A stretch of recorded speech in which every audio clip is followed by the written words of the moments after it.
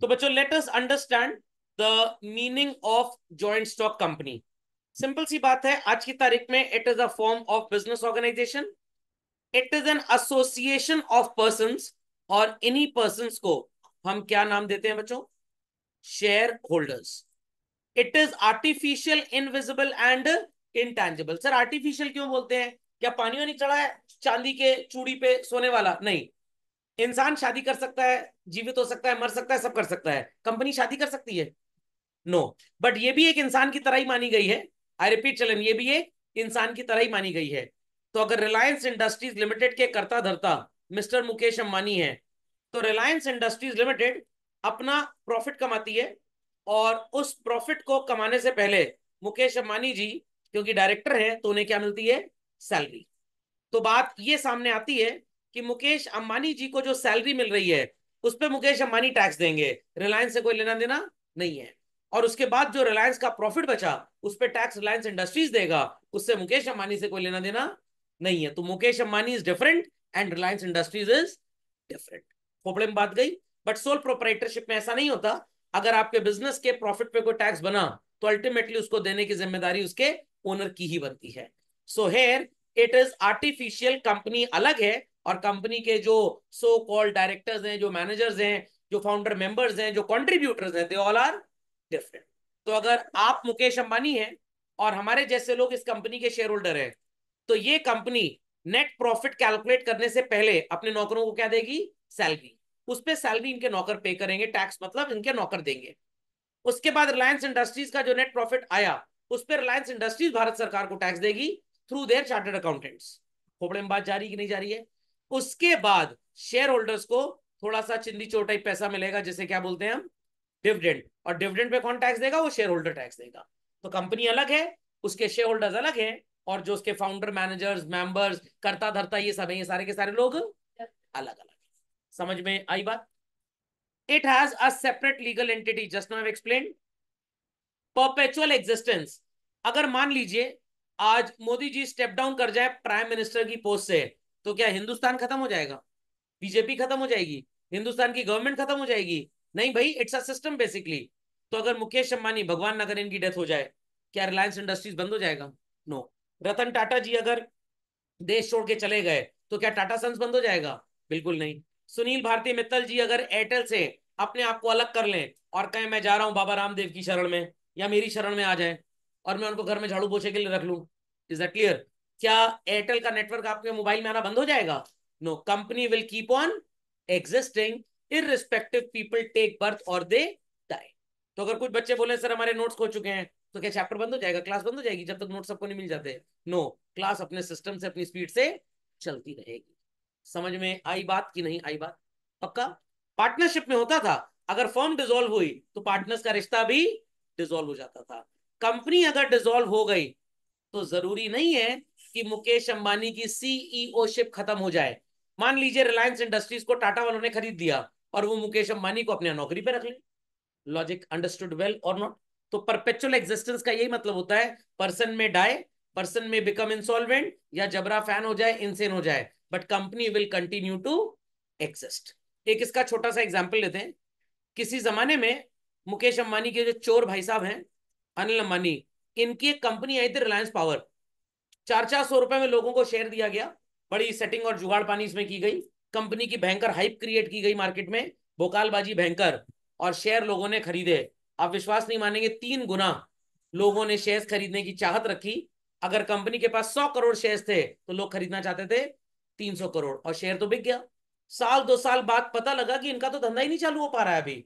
तो प्रैक्टिकली जिस बेचारे ने पैसा लगाया है उसका पैसा एकदम बेकार। कंपनी ने सोचा कि अपनी इज्जत बचानी है तो लोगों को एक के साथ एक शेयर फ्री में दे दो। तो चलो आपके पास अगर 50 शेयर थे 400 के भाव से खरीदे हुए, 50 फ्री आ गए, तो कितने का पड़ गया आपको एक शेयर? 200। भाई 400 रुपए के भाव से एक एक शेयर लिया, अब एक एक फ्री मिल गया, तो एक के पैसे में 2 शेयर हो गया। आज की तारीख में शेयर 36-37 रुपए के आसपास घूम रहा है। कंपनी कहाँ है सर? ड्रॉइंग बोर्ड के ऊपर। कहां पे है? ड्रॉइंग बोर्ड के ऊपर। एक यूनिट भी बिजली प्रोड्यूस नहीं हुई आज तक। 10 साल हो गए इस कंपनी को। 2012-14 में शायद आईपीओ आया था इनका। तो सर ये 35 रुपए भी शेयर का भाव क्यों है? भाई जमीन तो है ही है जहां पे प्लांट लगा है। तो जमीन का valuation is the price of the share. People understood और नॉट? तो मुकेश अंबानी जी ने तो अनिल अंबानी को अपने साथ रख लिया, तो क्या कंपनी बंद हो गई रिलायंस पावर? बंद करने के लिए भी रूल्स एंड रेगुलेशंस के प्रोसेस से गुजरना पड़ेगा। तो जैसे शादी करने के लिए जहुआ भर मंत्रोच्चारण होता है, जहुआ भर रीति रिवाज होते हैं, वैसे ही डाइवोर्स के लिए भी रीति रिवाज है। कोर्ट जाना पड़ेगा, समझ में आ गया? कोर्ट में एप्लीकेशन देनी पड़ेगी। कोर्ट कहेगा 6 महीना पहले आप लोग अलग अलग रहिए, शायद लगे कि एक दूसरे की जरूरत महसूस हो, इन दैट केस हो सकता है फिर से मिलन हो जाए। 6 महीने बाद भी बोल दिया नहीं हम इस दलित के साथ नहीं रह सकते, समझ में आ गया? तो फिर कोर्ट कहेगा अच्छा ठीक है, अब आप दोनों लोग अलग अलग हो जाइए। Fundamental logic is clear. तो जितना टेढ़ा काम शादी करना है, उससे कहीं टेढ़ा डाइवोर्स लेना है। तो भैया शादी करने से पहले समझ लेना, डाइवोर्स में भी नौटंकी बहुत ज्यादा है। वो हार्दिक पांड्या अच्छा आदमी था, दिमागदार आदमी था, सारी प्रॉपर्टी अपनी मम्मी के नाम पे करके चला गया। कह रहा मेरे पास 150 रुपए एलो मनी, जिसको एली मनी बोलते हैं, 75 रुपए तुम ले लो। सब लोग इतनी तेज नहीं होते हैं। Has a common seal. अब इसका क्या मतलब होता है? सर एक सील लगा देंगे गेट पे, कोई अंदर नहीं जा पाएगा। कंपनी के डॉक्यूमेंट्स पे एक ठप्पा लगा होता है, मोहर जिसको बोलते हैं, स्टैंप। और अगर स्टैंप नहीं होगी डॉक्यूमेंट में, तो कोई भी डॉक्यूमेंट ऑफिशियल डॉक्यूमेंट नहीं माना जाएगा। So it is not affected by death, insolvency और इनसेनिटी। सबको कंपनी समझ में आ गई बच्चों? तो it is an artificial person created by law. कौन सा law? It is companies act.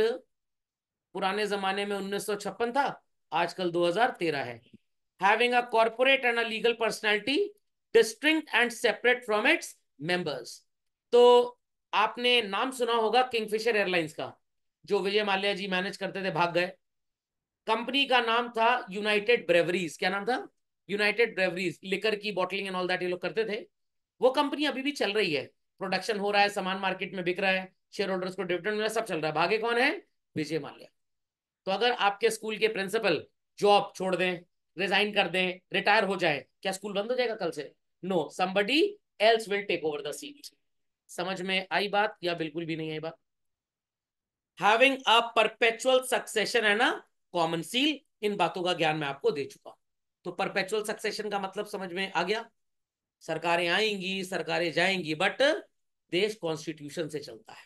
मैं नहीं बोल रहा हूं, अटल बिहारी वाजपेयी जी ने एक बार पहले बोला था। समझ में आ गया? खोपड़े में बात गई। सर समझ गए, आत्मा और शरीर वाला रिश्ता है। मरता शरीर है, आत्मा सिर्फ शरीर परिवर्तित करती है। मोहल्ले में किसी का डेथ हो गया, जाके ज्ञानबाजी ना करने लग जाना, खूब मार खाओगे वहां पे। पता लग किसी का कोई मर गया, वहां ज्ञान दे रहे हैं, आत्मा अमर है, वो तुमको अमर बना देंगे। तो वहां ज्ञानबाजी ना करिएगा जाके ज्यादा। समझ में आ गई बात? समझ में आ गई बात? चलिए बच्चों, आते हैं आगे to the content called as types of company based on operational capacity. ऐसे तो टाइप्स ढेर सारे होते हैं, परेशान मत होइएगा। First and foremost we have in our sequence what children? Private company. Sir कैसे पता लगेगा कोई कंपनी प्राइवेट कंपनी है? लिमिटेड शब्द के ठीक पहले आपको 3 स्मॉल लेटर्स नजर आ सकते हैं, या एक कैपिटल 2 स्मॉल लेटर्स नजर आ सकते हैं, और वो क्या बड़बड़ाएंगे? प्राइवेट। तो इंडिया में ये जो सोनी के music systems, TV, Sony TV channel, ये सब आता है, तो उस कंपनी का नाम क्या है बच्चों? Soni India private limited. आपने एक गाड़ी देखी होगी बाजार में, i20 चिल्ड्रन। इस कंपनी की एक और गाड़ी आती है, वरना। क्रेटा बड़ी फेमस गाड़ी है इनकी, सुना है आपने? इस कंपनी ने इंडिया में जब एंट्री ली, तो यहां पे इन्होंने एक इंडियन कंपनी खोली जिसका नाम रखा Hyundai motors India limited. Hyundai motors India limited. क्या यहां पे प्राइवेट शब्द नजर आ रहा है? No, it was not a private company, it is a public company. It's a public company. But मेरी बात पे थोड़ा सा ध्यान आपको देना है। This belongs to private sector, this also belongs to private sector. Sir मतलब Reliance industries limited, it is a public company, but sector कौन सा है? प्राइवेट। भारत संचार निगम लिमिटेड, कुछ लोग इसको भूल से ना लेना बोलते हैं, बट अब लोग कहेंगे भूल हो गई जो बीएसएनएल नहीं लिया, कम से कम टैरिफ तो इनका कम है। This is also a public company, but children belonging to whom? Public sector. Sir दोनों में फर्क क्या होता है? इस कंपनी में भी पब्लिक का पैसा लगा है, इसमें भी पब्लिक का पैसा लगा है, बट यहां के अफेयर्स सरकार मैनेज करती है ज्यादा, प्राइवेट लोगों का पार्टिसिपेशन नेग्लिजिबल होता है। यहाँ के अफेयर्स प्राइवेट लोग ही मैनेज करते हैं, सरकार का पार्टिसिपेशन थोड़ा सा कम रहता है। बात समझ में आ रही है what I mean to say? तो प्राइवेट सेक्टर में प्राइवेट कंपनी भी होती है as well as public company भी होती है। पब्लिक कंपनी प्राइवेट सेक्टर की भी हो सकती है और पब्लिक सेक्टर की भी हो सकती है। तो कहानी यह है कि प्राइवेट सेक्टर एक अलग चीज है और पब्लिक सेक्टर एक अलग चीज है। Fundamental logic is clear? Fundamental logic is clear? Uttar Pradesh के अंदर अगर आप रह रहे हैं तो आपके घर में एक मीटर लगा होगा, उस पर कुछ ऐसा लिखा होगा, PUVN। VVN लिखा होगा एक्चुअली में, PUVV, वी ही नहीं बन पा रहा आज, VVNL। इसका फुल फॉर्म क्या है? पूर्वांचल विद्युत वितरण निगम लिमिटेड। क्या प्राइवेट शब्द है इसके अंदर? But this is again a public sector company, क्योंकि भाई उत्तर प्रदेश स्टेट गवर्नमेंट की कंपनी है, मेरे और आपकी कंपनी नहीं है। वैसे ही हम बात करेंगे रिलायंस एनर्जी की। किसकी बात करेंगे? रिलायंस एनर्जी। उधर महाराष्ट्र वगैरह में ये लोग इलेक्ट्रिक सप्लाई वाला काम करते हैं। आई रिपीट, ये लोग इलेक्ट्रिक सप्लाई का काम करते हैं। तो Reliance energy is a private sector public company.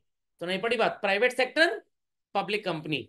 But Purvanchal Vidyut Vitaran Nigam limited is a public sector public company. Sir इसमें पब्लिक का पैसा लगा है? नहीं, पब्लिक का एक भी पैसा नहीं लगा, सारा पैसा उत्तर प्रदेश की स्टेट गवर्नमेंट का लगा है। तो सर ये गवर्नमेंट की एक तरह से प्राइवेट कंपनी हो गई। हाँ प्राइवेट कंपनी हो गई, बट इसके नाम में क्या आपको प्राइवेट शब्द नजर आ रहा है? नो। तो सर इसको प्राइवेट कंपनी की तरह क्यों नहीं चला रही गवर्नमेंट? गवर्नमेंट सोच रही है कल को लोगों से कंट्रीब्यूशन लेंगे, जब पैसे की कमी आएगी उस समय कंपनी के रजिस्ट्रार को फिर विजिट करना पड़ेगा, फीस देनी पड़ेगी और बोलना पड़ेगा प्राइवेट कंपनी को कन्वर्ट करो पब्लिक में। तो उस समय का खर्चा बचाने से अच्छा है आप आज ही इसको as a public company register करा लीजिए। हिंदी भाषा में, आसान भाषा में समझाता हूं। आपके पापा ने 20 एकड़ लैंड खरीदा, कंस्ट्रक्शन सिर्फ 5 एकड़ में करवाना है, बाकी 15 एकड़ खाली रहेगा। आपने पापा को थोड़ा सा ज्ञान दिया, एक काम करिए पूरे 20 एकड़ में कम से कम बाउंड्री वॉल तो बनवा ही लीजिए, कंस्ट्रक्शन चाहे 10 साल बाद करवाइएगा, क्योंकि अगर बाउंड्री वॉल नहीं बनेगी हो सकता है हमारी प्रॉपर्टी को कोई कब्जा कर ले, हथिया ले। तो बचने के लिए बाउंड्री वॉल सब पे बनवा देते हैं। तो many a time it happens कि आज अगर आप एक कंपनी खोलना चाहते हैं और आपको लग रहा है मैक्सिमम 50 लोग होंगे, क्या फायदा ज्यादा झमेले में पड़ने के लिए, तो you will set up which company? Private. 10 साल बाद आपको लगेगा अरे यार गलती हो गई और पैसे बाजार से आ ही नहीं सकते हैं because we are a private company. तो यहां पे आप पब्लिक से पैसा नहीं ले सकते। बट जब आपको और फंड्स की जरूरत है, आपको और पैसे की जरूरत है, तो आप जाएंगे रजिस्ट्रार के पास, आप कहेंगे please convert my private company into a public company. Registrar फिर फीस मांगेगा, घूस घूस जो मांगेगा वो तो अलग है। तो इट इज बेटर कि अगर आपका मोटिव कल को एक्सपेंशन का है नियर फ्यूचर में, तो डे वन आप क्या सेटअप करें? Public company. Is that clear? Is that clear? तो प्राइवेट और पब्लिक की कहानी समझ में आ गई। तो प्राइवेट कंपनी बच्चों अलग चीज है और प्राइवेट सेक्टर अलग चीज, पब्लिक कंपनी अलग चीज और पब्लिक सेक्टर अलग चीज है। Is that clear? Public sector is majority constituting those organisation which are practically managed by the government as such. Fundamental is clear? Fundamental is clear? पक्का? तो जिस कंपनी में मैक्सिमम 50 लोग हों, पब्लिक से ये शेयर का पैसा नहीं ले सकती, दोस्त यार रिलेटिव्स ही पैसा यहां कंट्रीब्यूट करते हैं, that company is called as what children? Private company. और इसका 90% हिसाब किताब पार्टनरशिप की तरह ही चलता है। सिर्फ कहने को प्राइवेट कंपनी है बट हिसाब किताब पार्टनरशिप की तरह ही है। इतनी बात समझ आ गई?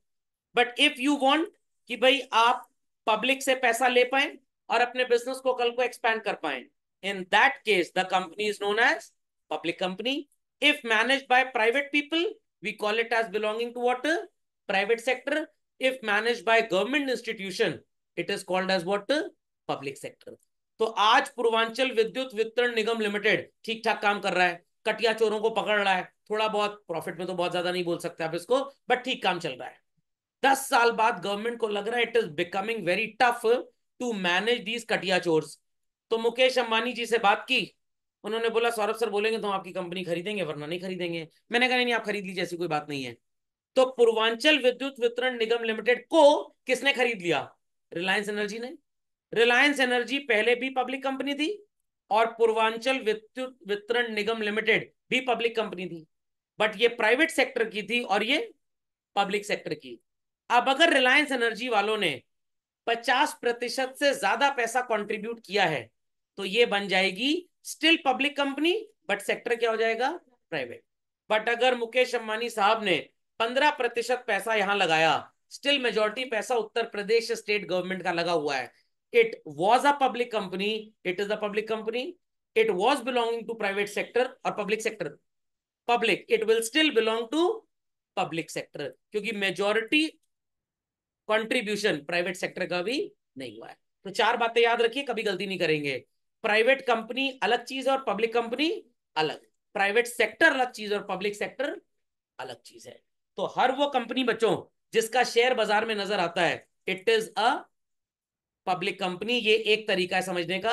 दूसरा तरीका, it name ends with the word not private limited, सिर्फ लिमिटेड शब्द होना चाहिए, प्राइवेट लिमिटेड शब्द नहीं होना चाहिए। दो तरीके हैं पब्लिक कंपनी पहचानने के। समझ गए दोनों तरीके, समझ गए दोनों तरीके। प्राइवेट सेक्टर भी समझ में आ गया और पब्लिक सेक्टर भी समझ में आ गया। जहां पे government dominated institution they are public sector, non government dominated institution है तो private sector. GGIC, government girls inter college, it's a public sector school. DPS, Delhi public school, it's a private sector. Amity university कहां पे आएगी बताइए बच्चों, public sector या private sector? वो company नहीं है, यूनिवर्सिटी है, private sector. But Chhatrapati Shivaji Maharaj university Kanpur, ये कहां आएगी, पब्लिक सेक्टर। तो दिल्ली यूनिवर्सिटी पब्लिक सेक्टर है, समझ में आ गया, but Noida international university private sector. Galgotia institute भी कहां पे आएगा भाई, प्राइवेट। यूनाइटेड यूनिवर्सिटी कहां आएगी, private. But Gujarat university, Allahabad university, ये सब पब्लिक सेक्टर में आ जाएंगे। तो public sector is a sector which is generally dominated और governed by the government. Private sector non governmental institution जो चलाते हैं। समझ में आ गया। तेजस ट्रेन का नाम सुना है आप सबने? दो तेजस ट्रेन चलती है, एक जो इंडियन रेलवे मैनेज करता है वो तेजस पब्लिक सेक्टर की है, और दूसरा अडानी अंबानी टाइप लोग मैनेज करते हैं वो प्राइवेट सेक्टर। सर पता कैसे लगेगा? एक का टिकट थोड़ा महंगा है और एक का थोड़ा सस्ता है। सस्ती वाली अगर लेट भी हो जाए कोई टेंशन नहीं, बस एसी के सामने मुंह खोल खड़ा हो जाए, हवा ले लो बस। बट अगर प्राइवेट वाली लेट हो गई तो आपको 100 रुपए 200 रुपए पर आवर के हिसाब से रिफंड मिलता है। समझ में आया कि नहीं? सर कितना मिलेगा रिफंड ये बता दीजिए। अरे डिपेंड करता है आप किस तरह के कोच में थे। AC 2 टियर में तो कम मिलेगा, AC फर्स्ट में तो ज्यादा। सर हम तो WT ट्रैवल कर रहे थे, तो आपने जो ट्रैवल कर लिया वही आपका रिफंड हो गया एक तरह से। इतनी बात समझ में आ गई? पक्का? प्राइवेट कंपनी की मिनिमम कैपिटल कितनी होनी चाहिए? 1 लाख, और पब्लिक कंपनी की मिनिमम कैपिटल 5 लाख रुपए। Is that understood? चलते हैं आगे। अगली कहानी कौन सी है भाई? गवर्नमेंट कंपनी, जहां पे आधे से ज्यादा पैसा या तो सेंट्रल गवर्नमेंट ने लगाया हो या तो स्टेट गवर्नमेंट या तो मिलकर लगाया हो। तो मेरे एग्जांपल में Purvanchal Vidyut Vitaran Nigam limited is a government company. Sector कौन सा है भाई? पब्लिक। अगर ये पब्लिक से पैसा ले ले तो ये क्या बन जाएगी भाई? ये पब्लिक कंपनी बन जाएगी। तो आज की तारीख में पूर्वांचल विद्युत वितरण निगम लिमिटेड में एक फूटी कौड़ी भी यूपी स्टेट गवर्नमेंट के अलावा किसी की भी इन्वेस्टेड नहीं है। तो it is a public sector government company. Public sector government, government की भी बच्चों प्राइवेट कंपनी भी होती है, पब्लिक कंपनी भी होती है। अगर ये पूर्वांचल विद्युत वितरण निगम प्राइवेट लिमिटेड हो जाता तो आप इसको क्या बोलते? ये गवर्नमेंट की private company. But it is Purvanchal Vidyut Vitaran Nigam limited, तो ये गवर्नमेंट की पब्लिक कंपनी। तो ये क्लियर है क्यों लोग पब्लिक और प्राइवेट सोचते हैं। तो अगर आपको लग रहा है कि भाई आपको कल को बिजनेस एक्सपैंड करना है, पब्लिक से पैसा चाहिए, तो आज अपना रजिस्ट्रेशन प्राइवेट कंपनी की तरह मत करवाइए। कैसे करवाइए?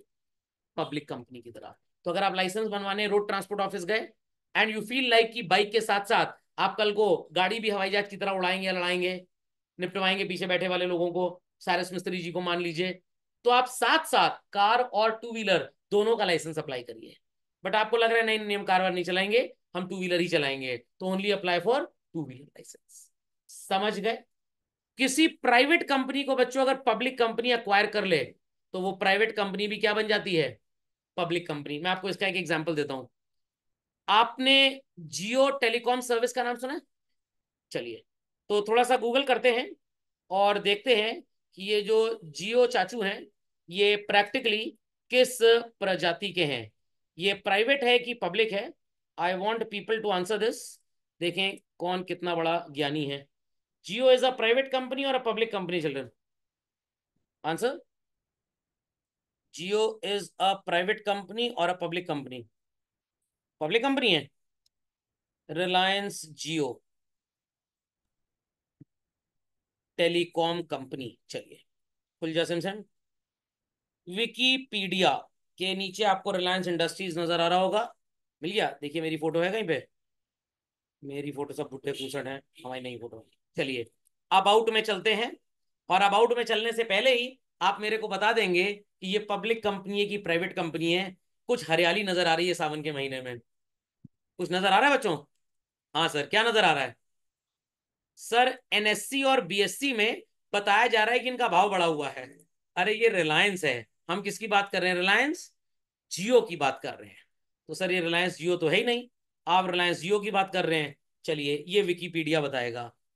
Reliance Jio Infocomm limited. Sir ये क्या लिखा? डब्बा Jio. Reliance Jio Infocomm limited is the word private appearing है। तो ये प्राइवेट कंपनी हुई कि पब्लिक कंपनी हुई? It's a public company. It's a public company. खोपड़े में बात गई? खोपड़े में बात गई भाई। हिस्ट्री क्या बोल रही है? अंबावाड़ी, अहमदाबाद, गुजरात में 15 फरवरी 2007 को ये कंपनी खुली थी। और इसका पुराना नाम क्या था? Infotel broadband services limited. In June 2010 Reliance Industries ने 95% शेयर इस कंपनी के खरीदे थे। सर ये क्या कहानी क्या है? मैं बड़ी कहानी को छोटी कहानी में कन्वर्ट कर देता हूं। देयर वॉज अ कंपनी जिसका नाम था इन्फोटेल ब्रॉडबैंड सर्विसेज लिमिटेड। और इसके पहले एक कंपनी थी जिसका नाम था स्पेक्ट्रम सर्विसेज लिमिटेड। उन्होंने एक टेक्नोलॉजी बनाई और उस टेक्नोलॉजी को बोलने लग गए what is called as LTE. क्या नाम रखा उस टेक्नोलॉजी का? एलटीई। एलटी का मतलब क्या होता है सर? Long term evolution. क्या होता है ना full form? Long term evolution. Reliance ने सोचा कि अगर हम इस टेक्नोलॉजी से टेलीकॉम सर्विसेज लोगों को दें तो हमारा जो नेटवर्क कैरिंग कॉस्ट होगी वो सस्ती होगी।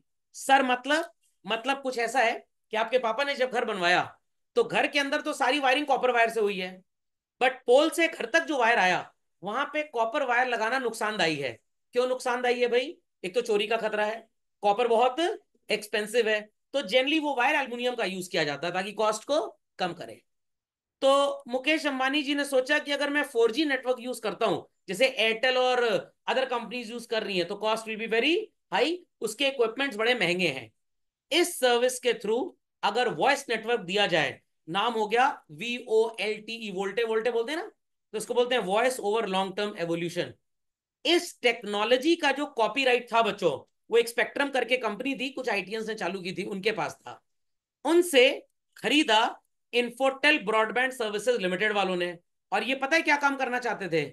जैसे जूम काम करता है, जैसे स्काइप काम करता है, जैसे सो कॉल्ड वेबएक्स काम करता है, जैसे माइक्रोसॉफ्ट टीम्स काम करता है, जैसे गूगल मीट काम करता है, ये लोग इंटरनेट वीडियो कॉन्फ्रेंसिंग सर्विस देना चाहते थे।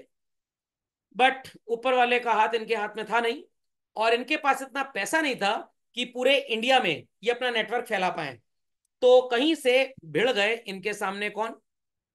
रिलायंस वाले। और उन्होंने बोला कि भाई हम तुम्हारी कंपनी को खरीदना चाहते हैं। तो 95% पैसा किसने लगा दिया? रिलायंस ने।